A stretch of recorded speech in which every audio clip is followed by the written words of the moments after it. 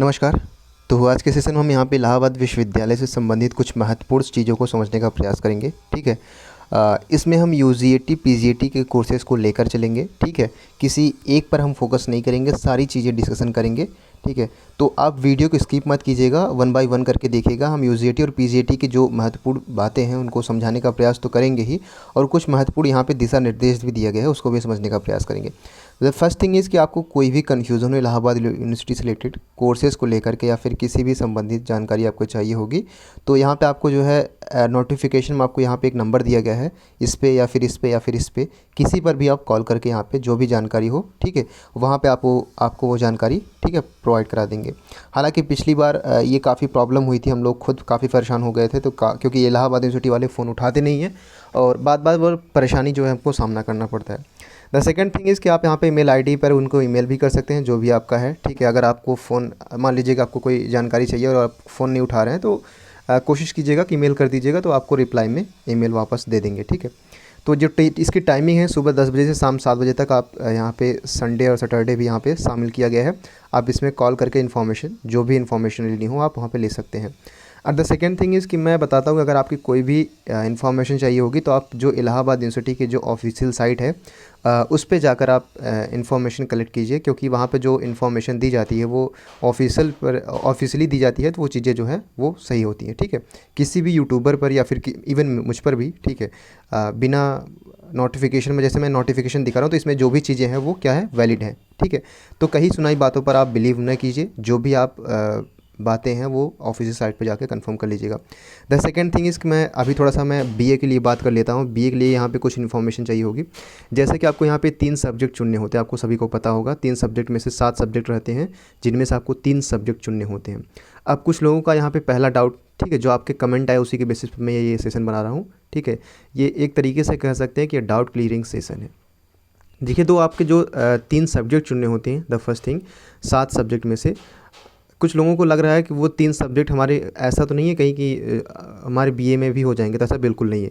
ये जो 3 सब्जेक्ट होते हैं ये आपके सिर्फ एंट्रेंस एग्ज़ाम के बेसिस पे हैं। ठीक है। यानी जो भी आपको लगता है कि जिस सब्जेक्ट में आप अच्छा परफॉर्म कर सकते हैं वो सब्जेक्ट आप ले लीजिएगा। बाकी आप जो भी आपकी रैंक आएगी या फिर जो भी आपका नंबर आता है उसके बेसिस पे आपकी काउंसलिंग होगी, और काउंसलिंग के ड्यूरेशन में अलग अलग सब्जेक्ट आपको वहाँ पर चुनने को मिलेगा। ठीक है। अब इलाहाबाद यूनिवर्सिटी में एक सिस्टम और है कि जैसे मान लीजिए कि आपने काउंसलिंग करवा लिया है, तो मान लीजिए कि आपको ज्योग्राफी चाहिए, आपने सोच रखा है ज्योग्राफी चाहिए, ज्योग्राफी के साथ पॉलिटी चाहिए। ठीक है। अब आपको तीसरा सब्जेक्ट चाहिए इंग्लिश। तो ये तो काफ़ी अच्छा कॉम्बिनेशन माना जाता है इलाहाबाद की, देखा जाए तो ये कम ही लोगों को मिल पाता है, अधिकतर लोग ये चाहते हैं। ठीक है। तो कई बार क्या होता है कि हमें सब्जेक्ट कॉम्बिनेशन नहीं मिल पाता है, हमें किन्हीं, मान लीजिए कि हमें ज्योग्राफी और पॉलिटिकल चाहिए ही चाहिए, तो आपको इसके साथ में तबला दे दिया जाएगा कई बार, या फिर कई बार ऐसे सब्जेक्ट दे दिए जाएंगे जो कि आपको पसंद नहीं है, तो स्टूडेंट को ये दिक्कत होती है। तो उसमें क्या करना चाहिए आपको, उसमें थोड़ा सा वेट करना चाहिए। ठीक है। जब सीटें खाली हो जाएं तब कराना चाहिए काउंसलिंग। ठीक है। जैसे पिछली बार जो है कुछ लोग थे जिनका रैंक काफ़ी अच्छी थी, तो पहले ही रैंक में जब वहाँ पे गए तो उनको खुद के चॉइसिंग का, क्योंकि वो पहली काउंसलिंग थी तो उनको अपने चॉइस का सब्जेक्ट देना चाहिए था, लेकिन उनको सब्जेक्ट चॉइस नहीं मिल रहा था। तो मैंने रिकमेंड दिया था कि थोड़ा वेट कर लीजिए, पहली काउंसलिंग नहीं दूसरी काउंसलिंग करवाइएगा, या फिर आप यहाँ पे, मैं रियलिटी में बताऊँ तो छात्र नेता जो है वहाँ पे टहलते रहते हैं, तो उनका जो है आप समर्थन भी ले लीजिएगा। ठीक है। आपके सर हैं, आपके सीनियर हैं, डेफिनेटली वो लोग क्या करते हैं कि सपोर्टिव काफ़ी होते हैं, सपोर्टिव नेचर के। तो जो भी कन्फ्यूजन होगी आप काउंसलिंग के ड्यूरेशन में उनकी सहायता बिल्कुल लीजिएगा। दूसरी चीज़, ठीक है।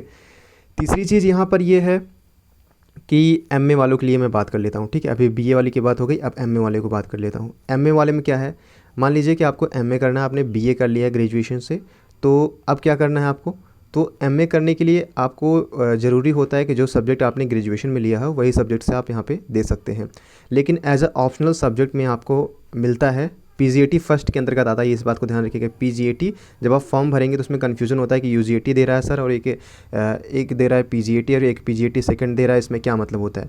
तो आपको वहाँ पे जब नोटिफिकेशन पढ़ेंगे तो उसमें साफ साफ निर्देश दिया रहता है, तो पीजीएटी फर्स्ट के अंतर्गत एमए आता है।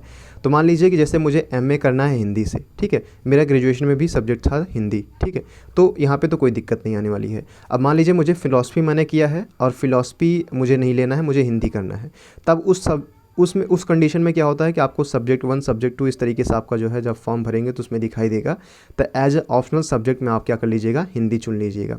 अब इसका मतलब क्या हो गया कि आपको 2 विषय के जो है टेस्ट देने हैं, ठीक है। मान लीजिए कि आपने हिंदी से भी दिया है और दूसरा जो है किससे दिया है, हिंदी से भी दिया है, फिलॉसफी से भी दिया है, या फिर किसी भी सब्जेक्ट से आपने दिया है। अब क्या होगा कि मान लीजिए कि मुझे हिंदी में अच्छे नंबर मिले हैं, ठीक है, तो मैं क्या कर लूँगा, मेन कैंपस लेने के लिए मैं अप्लाई कर दूंगा, किससे, हिंदी से। मान लीजिए कि मुझे हिंदी में ख़राब नंबर मिले हैं और फिलॉसफी में अच्छे नंबर मिले हैं, तब क्या कर दूंगा, मैं फिलॉसफी से भर दूंगा। तो यहाँ पे 2 सब्जेक्ट होते हैं, 3 सब्जेक्ट आपको चॉइसिंग में एज अ ऑप्शनल सब्जेक्ट आपको मिलते हैं, ठीक है। अधिकतर लोग जो है 2 ही भरते हैं, क्योंकि इतनी पढ़ाई नहीं कर पाते हैं, अभी जो है पेपर भी नज़दीक आ गया है, तो इस चीज़ को आप यहाँ दे सकते हैं। और द मोस्ट इम्पॉर्टेंट थिंग कि आप अपने डॉक्यूमेंट्स अभी तैयार रखिए, जैसे कि आपका जो है सर्टिफिकेट जो होता है का कास्ट इनकम सर्टिफिकेट, यानी जाति आय निवास जो भी प्रमाण पत्र है वो अपने आप पास रखिए, ठीक है। आय जो है वो 6 महीने से पुराना नहीं होना चाहिए, ठीक है। अभी आय बनवा लेंगे तो आप 10-15 दिन में बन जाएगा। 3 चीज़ें, अगर आप यूजीटी का कोर्स कर रहे हैं तो आपका जो है जो ग्रेजुएशन जो 12th की मार्कशीट है उसको साथ में रखिए, और टीसी भी अपने साथ में रखिए, ठीक है। ये तो मैंडेटरी है। और इसके बाद अगर कुछ लोगों को जो है यहाँ पे देखिए, यहाँ पे पिछली बार कई बार दिक्कत हो जाता है कि सेंट्रल अथॉराइज्ड होना चाहिए, सेंट्रली अथॉराइज्ड होना चाहिए जो आपका जाति आय निवास है। अगर राज्य के द्वारा भी है तो इसमें कोई दिक्कत वाली बात नहीं है, लेकिन वहाँ पे नोटिफिकेशन में दिया गया था, तो पिछली बार कई बार ये जो है कन्फ्यूजन हो गया था, तो इसको थोड़ा सा देख लीजिएगा एक बार। बाकी इसमें कोई दिक्कत वाली बात नहीं है, ठीक है। इसके बाद आपको कुछ यहाँ पे दिशा निर्देश भी दिए गए हैं, जैसे कि यूजीटी और पीजीटी को लेकर के, तो उसको भी आप यहाँ ध्यान दीजिएगा। अब अगली चीज़ क्या है, अगली चीज़ है कि यहाँ पे मैं बीएड की बात कर लेता हूँ। तो बीएड का अलग से नोटिफिकेशन निकलता है, आपको पता ही होगा, ठीक है। इसके बाद क्या होता है, के खन्ना कॉलेज हो गया, ठीक है। इस तरीके से 2-3 कॉलेजेस हैं जो कि इलाहाबाद यूनिवर्सिटी के अंतर्गत, जो कि क्या करती हैं, बीएड करवाती हैं, ठीक है। अब बीएड करने के लिए मैं स्टूडेंट को सलाह देता हूँ कि आप कॉलेज में जाकर के डायरेक्टली वहाँ पे आप जो भी इन्फॉर्मेशन हो वहाँ से दे दीजिएगा, ले लीजिएगा, क्योंकि बीएड के लिए मैंने एक ऑलरेडी जो है वीडियो बना रखा है, जिसके अंतर्गत मैंने बीएड से संबंधित सारी चीज़ों को यहाँ पे शेयर कर रखा है, ठीक है। तो इस चीज़ को आप यहाँ पे ध्यान दीजिएगा कि बीएड अपना नोटिफिकेशन भी निकालता है, जैसे एसएस खन्ना, जब आप जाएंगे एसएस खन्ना की साइट पर तो वहाँ पे एक नोटिफिकेशन आपको निकला दिखाई देगा, फॉर्म को आपको फिलअप करना है। इसके बाद क्या करना है, ऑफलाइन आपको कॉलेज में जा कर के जमा करना होता है।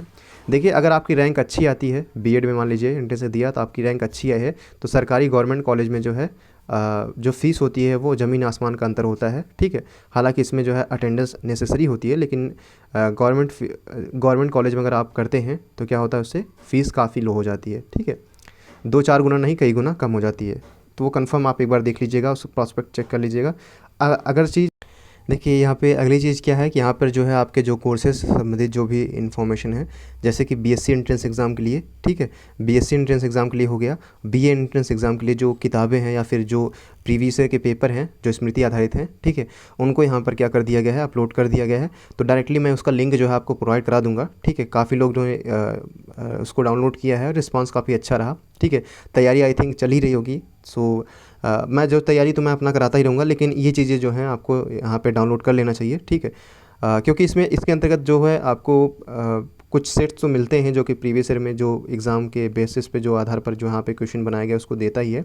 इससे क्या होता है कि एक बार जब प्रैक्टिस कर लेते हैं आप यहाँ पे, तो डेफिनेटली वो कॉन्फिडेंस एक बूस्टअप हो जाता है, और इसी तरीके से पेपर पैटर्न आता है तो एक समझ बन जाती है, ठीक है। तो इस तरीके से आप जब यहाँ पे प्रिपरेशन करेंगे तो डेफिनेटली कोई भी यहाँ पे दिक्कत नहीं आने वाली है। द सेकंड थिंग इज़ कि यहाँ पे मैं जल्द ही बीकॉम और एमए का जो है पेपर जल्दी अपलोड कर दूंगा, आज या कल तक अपलोड हो जाएगा, तो उसका भी नोटिफिकेशन या फिर वीडियो के माध्यम से मैं आपको बता दूंगा, ठीक है। तो ये चीज़ आप यहाँ पे देख सकते हैं, आप इसको यहाँ पे डाउनलोड भी कर सकते हैं, ठीक है। इसके साथ ही मैं बता दूं, जैसे कि आपका यहाँ पे गैपिंग ईयर है तो उसके लिए भी नंबर यहाँ पे डिटेक्ट होता है। मान लीजिए आपका 1 साल जो है गैप कर लिया, ठीक है, 12 किया, इसके बाद आप 1 साल बैठे रहें, इसके बाद आप ग्रेजुएशन का फॉर्म डाल रहे हैं, तो आपका 5% जो नंबर आता है उसमें से डिटेक्ट करके आपको बताया जाएगा, ठीक है। मान लीजिए कि जैसे कि मैंने क्या किया है, मैंने 1 साल मैं घर पे बैठा रहा, तो मेरा नंबर जो है जितना भी आएगा उसमें से 5% काट करके मुझे बताया जाएगा, लेकिन जो नंबर आएगा उसी की बेसिस पे हमारी काउंसलिंग होगी। इसका चिंता मत कीजिएगा। मान लीजिए कि मेरा जो फाइनल रिजल्ट आता है उसी के बेसिस पे मेरी काउंसलिंग होगी, तो ऐसा नहीं है कि रिजल्ट आने के बाद उसमें से नंबर कटेंगे, ऐसा कोई दिक्कत वाली बात नहीं है। वो नंबर कटने के बाद ही आपका आता है, उसी के बेसिस पे आपकी काउंसलिंग होती है। सेकंड थिंग कि अगर आपका 2 साल का गैपिंग है तो आपका 10% कटेगा, और 3 साल का गैपिंग है तो आपका 15% कटेगा, और इससे ज़्यादा की गैपिंग है तो भी क्या है, 15% आपका जो है वो कटेगा। इस चीज़ को आप यहाँ पे देख लीजिएगा। साथ ही साथ में जो आपको बताया गया है कि आपको बीए का जो पाठ्यक्रम निर्धारित किया गया है उसमें हिंदी या अंग्रेजी किसी भाषा में से किसी एक को करना होता है, जिसमें से आपके 25 प्रश्न होते हैं। इसके बाद सामान्य जागरूकता का होता है, जिसमें आपके जीके जीएस के सामान्य क्वेश्चन होते हैं। इसके बाद करंट अफेयर्स के भी यहाँ पे क्वेश्चन 2 से 3 प्रश्न यहाँ पे शामिल किया जाता है, 3 से 4 प्रश्न, ठीक है। मैक्सिमम 5 प्रश्न यहाँ पे शामिल कर लिए जाते हैं।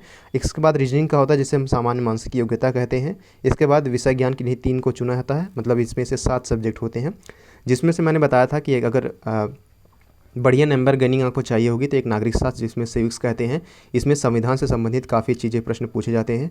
इसके बाद जो होता है एक हमारा ज्योग्राफी हम ले सकते हैं यहाँ पर, ठीक है। ठीक है, ये 2 सब्जेक्ट हमने यहाँ पे चूज़ किया था। तीसरे सब्जेक्ट के अंतर्गत आप कोई भी ले सकते हैं, या तो अर्थशास्त्र ले लीजिए या फिर कोई और सब्जेक्ट ले लीजिए, ठीक है। अर्थशास्त्र मैं रिकमेंड नहीं करता हूँ अगर आपका बैकग्राउंड वो नहीं है, ठीक है। बाकी इसके अंतर्गत आप यहाँ पे चुन सकते हैं, ठीक है। जैसे कि यहाँ पे मैं रिकमेंड देता हूँ कि एक सिविक्स ले लीजिए, एक भूगोल ले लीजिए और एक इतिहास ले लीजिए। ये 3 सब्जेक्ट जो है काफ़ी अच्छे होते हैं। और अगर आपका जो है बैकग्राउंड इंग्लिश का नहीं है तो हिंदी का है, तो हिंदी ही आप यहाँ पर चुना कीजिए, ठीक है। इसके बेसिस पे जो पुराने क्लासेस हैं उसको आप एक बार देख लीजिएगा, काफ़ी मदद आपको मिलेगी, ठीक है। और ये काफ़ी नंबर गेनिंग है, तो पहली चीज़ तो ये चीज़ आप यहाँ पे समझने का प्रयास कर लीजिएगा। दूसरी बात क्या है, देखिए, द सेकेंड थिंग इज़ कि आपको यहाँ पे मैं बताऊँ कि एंट्रेंस एग्ज़ाम जब हॉल में आप बैठेंगे तो बड़े ही शांत माइंड से बैठिएगा। अगर आपका ऑफलाइन पेपर है तो उसमें से बड़ा ध्यान देना पड़ता है। जैसे कि मान लीजिए 3 सब्जेक्ट आपने चुना है, तो आपको जो है ये सभी एग्ज़ाम के लिए पैटर्न के लिए यहाँ पर अप्लाई होता है कि मान लीजिए आपने 3 सब्जेक्ट चुना है, लेकिन आपको जो उत्तर पुस्तिका मिलेगी तो उसमें भी आपको डॉटेड पेन से आपको भरना होता है, ठीक है। जैसे मैंने इतिहास भरा है तो उसमें आपको सब्जेक्ट दिए रहेंगे इतिहास भूगोल इस तरीके से, तो उसके आगे इस तरीके से गोला बना रहेगा, तो उसमें आपको गोला भरना है, ठीक है। अगर आप ऑफलाइन देते हैं, इसलिए मैंने रिकमेंड दिया था कि आप ऑनलाइन ही पेपर दीजिए। उसमें क्या होगा, क्लिक कर देंगे, बात ख़त्म।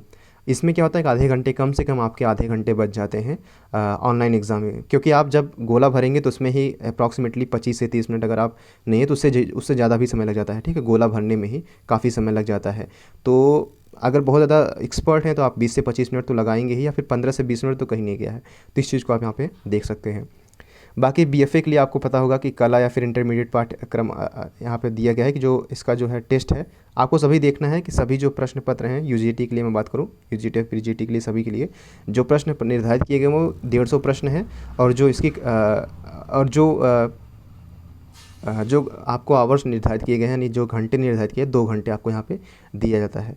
देखिए, कट ऑफ की मैं बात करूँ तो कट ऑफ आपको मैं क्लियर वे में कहना चाहूँ कि अगर आपको मेन कैंपस लेना है और आपको हॉस्टल भी चाहिए तो आप 200 के अप्रॉक्सीमेटली या फिर 200 प्लस टारगेट रखिए, ठीक है। अगर इसके आसपास होता है, जैसे कि ओबीसी वाले कुछ यहाँ पे 190 या फिर 180 प्लस रख सकते हैं टारगेट, तो उनको मेन कैंपस मिल ही जाएगा और साथ ही साथ में उनका जो है हॉस्टल भी मिल जाएगा। अगर आपको हॉस्टल चाहिए तो हॉस्टल के लिए थोड़ा सा तगड़ा एफर्ट डालना पड़ेगा, ठीक है।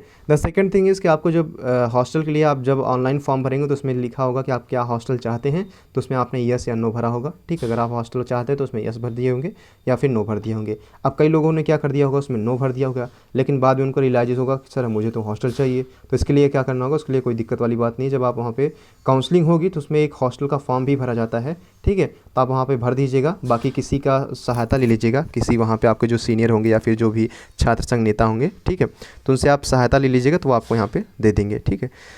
आपको जो है बीएफए की मैं बात करूँ तो बीएफए के लिए भी यहाँ पे देखिए, यहाँ पे 90 मिनट आपके निर्धारित किए गए हैं और 150 प्रश्न आते हैं, ठीक है।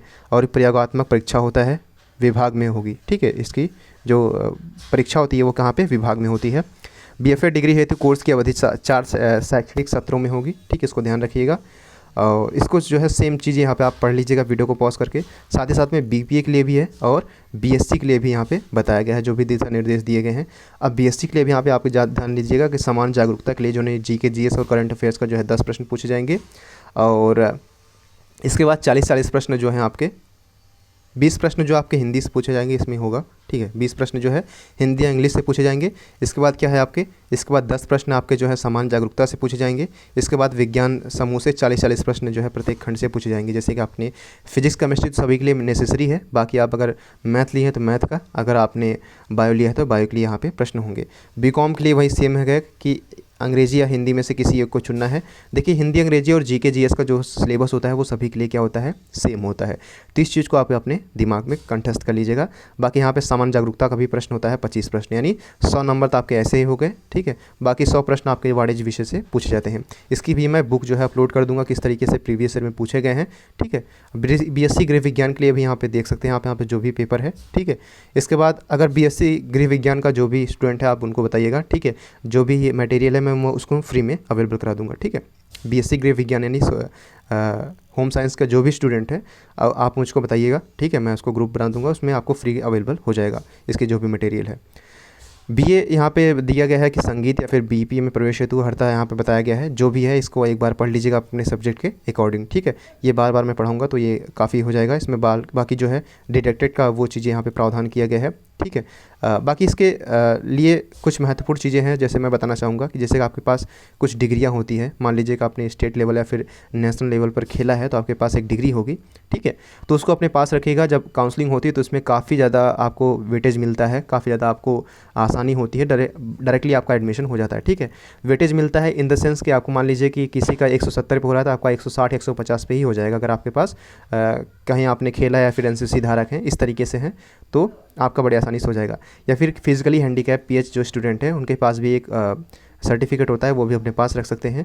या फिर जिनके पेरेंट्स जो हैं या फिर जिनके गार्जियन जो हैं इलाहाबाद यूनिवर्सिटी में कोई प्रवक्ता है या फिर कोई किसी चपरासी के लिए क्लर्क जो भी हैं, ठीक है, उनके लिए भी यहाँ पे वेटेज दिया जाता है, ठीक है। इस बात को आप यहाँ पे ध्यान दीजिएगा। बाकी अगर आपकी कोई कन्फ्यूज़न हो तो मैं इसके डिस्क्रिप्शन बॉक्स में वीडियो के लिंक में जो है एक आपने टेलीग्राम के या फिर इंस्टाग्राम का जो है आईडी दे दूंगा, उस पर आप थोड़ा सा मैसेज कर दीजिएगा। हो सकता है आपको लेट रिप्लाई मिले। मैं कोशिश करूंगा कि एक दिन मैं बैठूँ ध्यान से, जितने भी क्वेश्चन पड़े रहेंगे मैं क्या होता है कि मैं आपके क्वेश्चन के बेसिस पे ही वीडियो बनाता हूँ जो भी आपके कन्फ्यूज़न होते हैं। बाकी मैं कोऑपरेट करता रहूँगा, ठीक है।